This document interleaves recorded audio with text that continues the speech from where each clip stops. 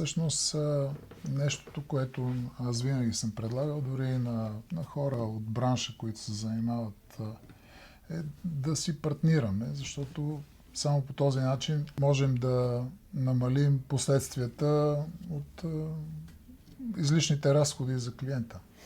Две глави мислят по-добре от една. Да, винаги е така.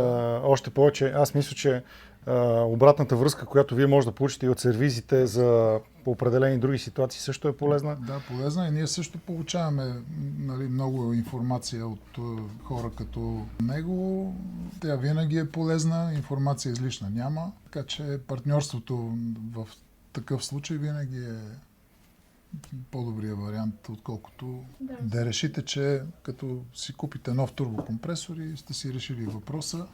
Проблема по-скоро смятам, че не е така. Частите, които ние влагаме в ремонтите на турбокомпресорите, също са с високо качество и са не по-малко издръжливи, отколкото в един нов турбокомпресор. Държа да подчертая, че всичко каквото трябва да се подмени в турбокомпресора и е дефектирал, се подменя с нови части. След това съответно има баланс, настройване на турбокомпресора, така че той да бъде в параметъра, за който е създаден.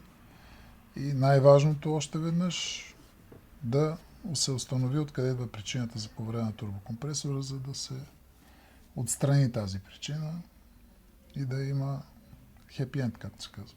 Ако след това видео ви възникват въпроси, може да ги зададете в коментари или да се свържете директно с DigiTurbo Service или с нас Dibros. Ако имате нужда от демонтаж, монтаж или ремонт на турбокомпресор, ние сме един от вариантите, така че да се случат нещата по правилния начин. Благодарим ви.